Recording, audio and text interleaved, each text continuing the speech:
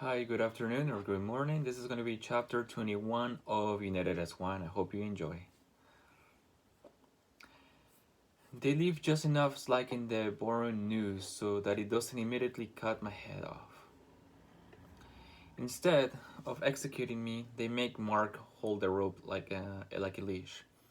As I crawl forward across the floorboards of Patience Creek towards a hidden elevator that it took the mocks of all minutes to find, I can feel the razor sharp collar scraping against my throat whenever I fall even a little behind. Worse than those cuts is the pain from the three oily tentacles, connecting me to Fairy Dunra. My entire side sizzles like something boiling and uh, and caustic is leaking under my skin and spreading through my body. Fairy Dunra walks alongside me as I'm dragged after Mark. She toys with a small ember of purplish fire that floats up from her palm. I can sense that she's draining me. It feels like stitches being ripped up and pulled loose from somewhere deep inside of me. She's taking my legacies. The worst pain, though, is knowing that's coming. What's coming? Death, destruction, failure. Mark, I managed to choke out with a pained breath. Help me. Stop them. He doesn't even turn his head. I can see veins of the black ooze pulsing in his neck, and I can sense the thin Mock, the one who's got some kind of mind control working on Mark, standing nearby. Fairy Dunral laughs when she overhears my pleading. It's a great honor for a beloved leader to visit one's dreams, she says. She extinguishes the fire in her hand so that she can ruffle Mark's hair. This little human, he proved to have a very open mind. He wanted something that you were unwilling to give him. He wanted a beloved leader to restore his little friend, Sarah, and willing to give him. My God, I'd have brought Sarah back from the dead in a heartbeat if it was within my power. Did Mark think Citricus Rao was capable of that? Did they convince him? Did he bring them Sarah's body? I managed to grasp the long part of the noose with one hand. I tug on it, trying to get Mark's attention. You didn't, Mark, I growl. Tell me you didn't. Fairy Dunra titters again. As the beloved leader would squander such a gift on a mere human? No, your friend had second thoughts. But by then, it was already too late. We knew where to find him. We were forced to interrupt his mourning. Paradise. They tracked Mark to paradise. Cedricus Ra broke into his dreams and manipulated him, just like he tried to do to Marina and Five, then captured him when Mark came to his senses. I assumed that I had thought of everyone Cedricus Ra could have gotten to, but I had completely forgotten about Mark. It wasn't hard for us to get your location from him, Fairy continues. Our little human does whatever we ask. I watch Mark's hand shake on the news. His knuckles are a vivid white, his muscles are rigid. He's struggling against her control, but to no avail. We'll make you like him soon, Fear tells me, and I notice a thin Mock wet his lips in anticipation. But first, I want you all to myself. One of Fairy's tentacles twists inside of me. Pain shoots through my core and I collapse over onto my side. They let me lie there for a moment, gasping for breath. With bleary eyes, I try to take in how many of them there are. The front room of Patience Creek is packed with bloaster-toting batworm. In one corner, they have piled the bodies of the soldiers who were guarding the surface level. From the looks of them, they died quickly and savagely. Besides Fairy Dunra, I make out three other augmented Tribor. There's the thin Mock, the one exerting control over Mark. He stands nearby, watching Mark closely, his spidery hands clasped behind his back. If I want to save Mark, I'm going to have to stake him out. Then there's the Shadow Mock. He's younger, maybe only a few years older than Adam. As I watch, he steps out of the shadow like it's a pool of water, rising straight up through the floor. He brings with him a couple more Mox warriors. He's how they teleported in without being seen. Join the team at their cave entrance.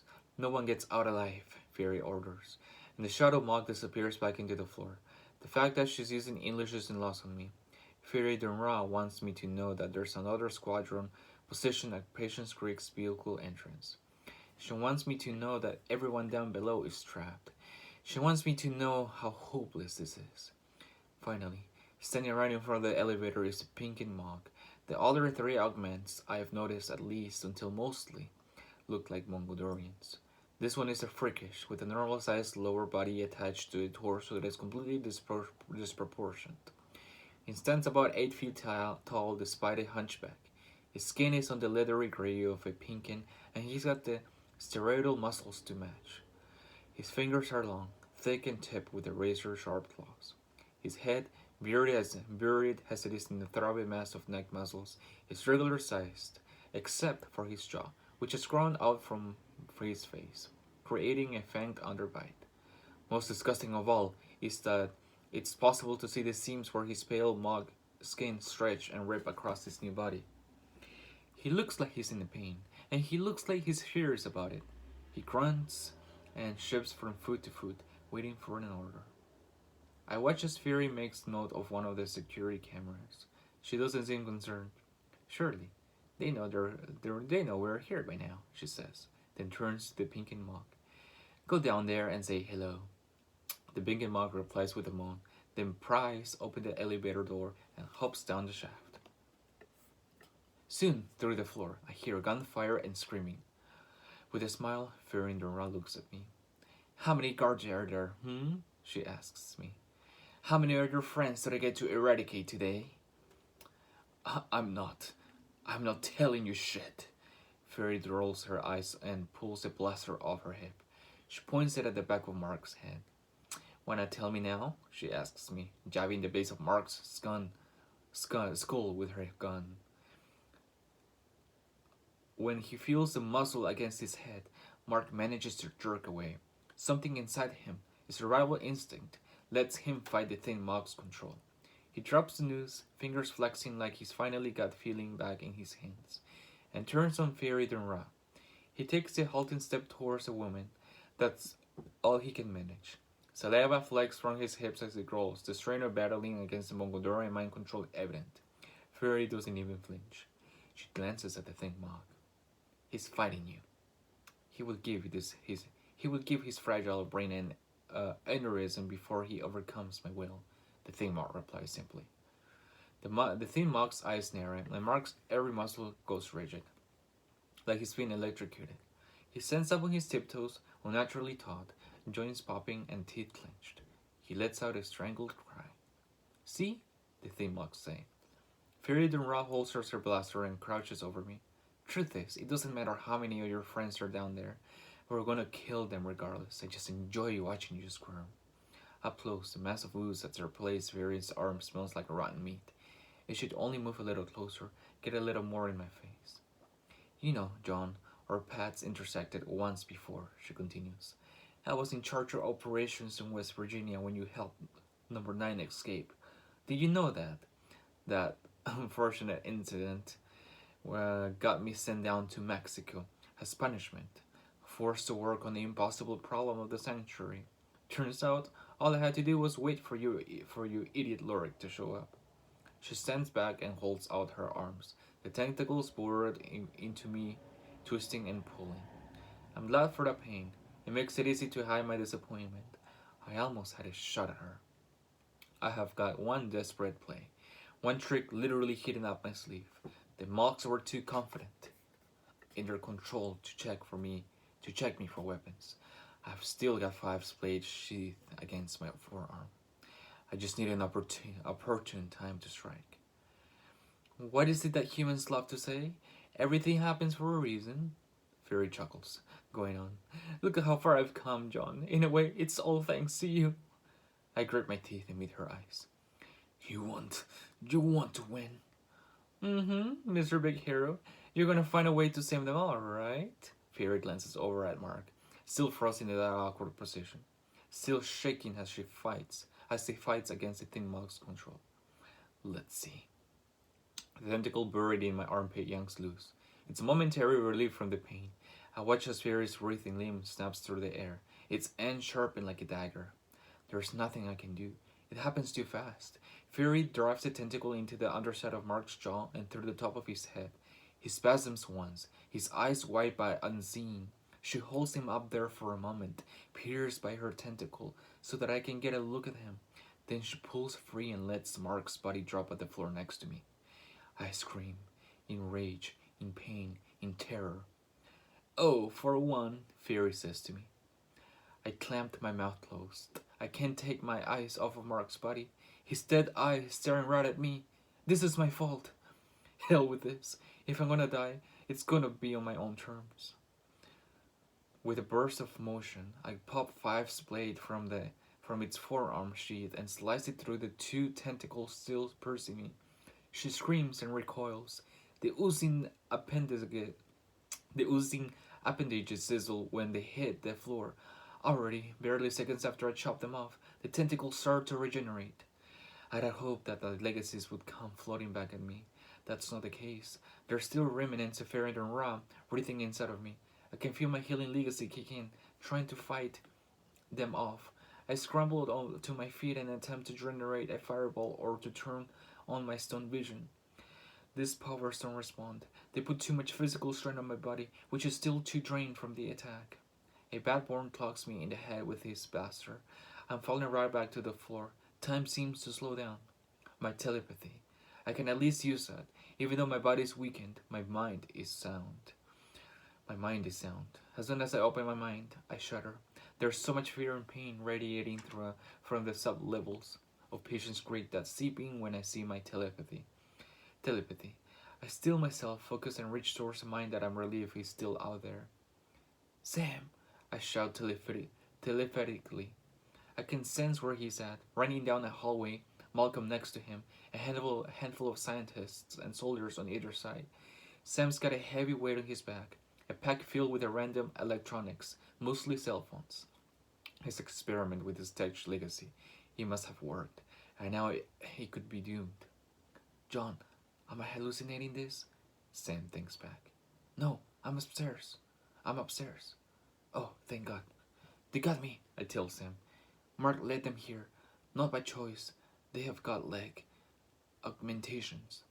Holy shit, Mark. They're trapping us down here.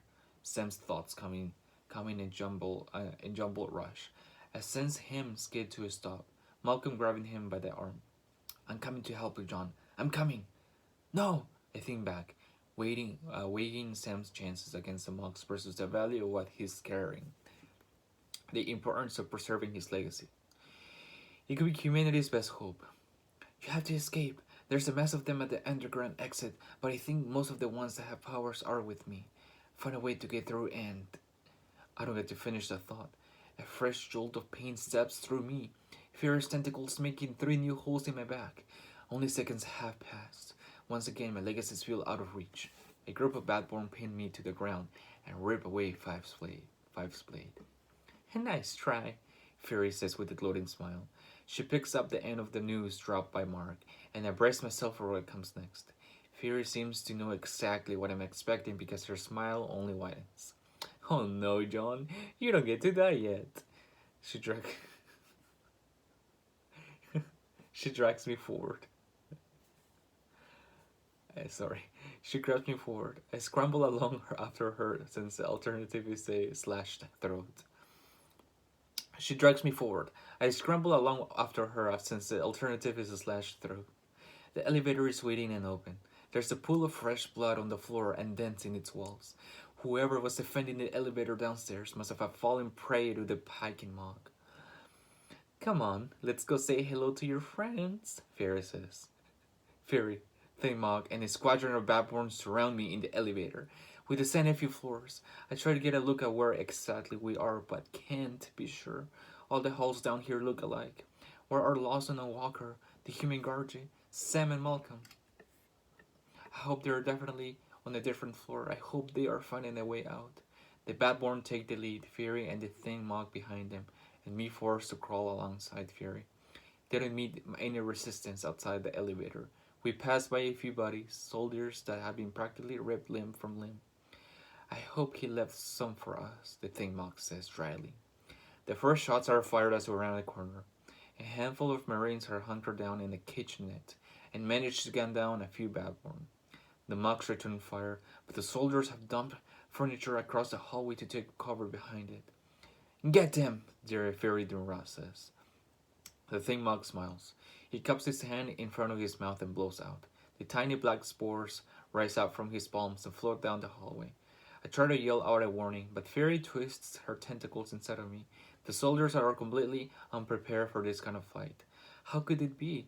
I've never seen anything like it either. The spores head right for them, like they have got a mind of their own, slipping through gaps in the barricade. I cannot see exactly what happens, but I can hear gagging noises. Then, silence. The Thin Mog makes a lifting motion with his hands, and the Marines stand up as one. Black veins have spread beneath the skin under their faces. They move the same way Mark did, like puppets, their eyes completely terrified as their bodies act out the Thin Mog's commands. Now, the squadron of Marines leads the way for the Mongolians. Soon, we encounter another group of soldiers trying to lock down a hallway. They hesitate, seeing their friends walking towards them. Kill them, whispers the Thin Mog. Without hesitation, the mind-controlled Marines let loose of their comrades, shooting indiscriminately. The Babworm Mogs watch with glee. The hallway fills with smoke from all of the shooting. Fury Dunral laughs as I look away. Isn't this fun? Ha ha ha ha, she asks. Suddenly, every mind-controlled Marine's assault rifle is ripped down from his hand by an unseen force. The Babworm raise their blasters and are summarily disarmed as well. Telekinesis. It's just like Nine taught them. Disarm your opponents. Bloody hell, I hear Nigel's voice. Careful! Run! Those are friendlies! A moment later, when the hallway explodes, I know the Japanese girl didn't listen. Ran must have thrown one of her charged projectiles because the bodies flew everywhere. Some of them are mind control soldiers and some of them are Babwar, many of the latter disintegrating from the force. I'm tossed backwards as well, and I can feel the noose gouging my neck as a result, warm blood pouring down my shoulder. I'm only alive because the impact caused Ferry and Rod to let go of the leash. My ears ring. The hallway is even smokier than before. I catch sight of the Thin Mog and some disarmed Badborn taken over in an empty room of the hallway. I try to crawl away, but Farron's tentacles are still piercing me. She's nowhere inside and I'm still stuck to her somehow. At least I can get rid of this noose. I reach up to pull it off. Wait, I lost sight of myself. I cannot see my hands, my arms, we're invisible. Fairy Dunrai is using my legacy. She's making us invisible. We flicker back to invisibility for a moment. Fairy's control is shaky, but she spots me messing with the noose and immediately her tentacles twist inside of me. My hands drop away from the neck and clutch on my midsection. And then we are visible again. And this is going to be the end of chapter 21, part 1. Part 2 will be on the next video. So stay tuned for part 2.